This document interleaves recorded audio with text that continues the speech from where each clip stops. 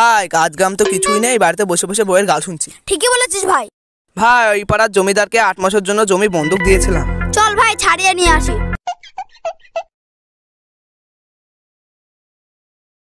জমিদার বাবু, ও জমিদার বাবু বাড়িতে আছেন? কে রে আমাকে ডাকছিস? জমিদার বাবু আমি। তুই কে? আমি ওই পাড়ার রতন। আমি ওই নদীর ধারে জমিটা ছাড়াতে এসেছি। 8 মাস তো হয়ে গেল। না আমি ওই জমিটা দেব না। কেন দেবেন না কেন? ওই জমিতে আমার পারবো না আছে, এখন আমি দিতে পারবো না। আপনি তো বলেছিলেন 8 মাসের জন্য, 4 মাস তো বেশি হয়ে গেল।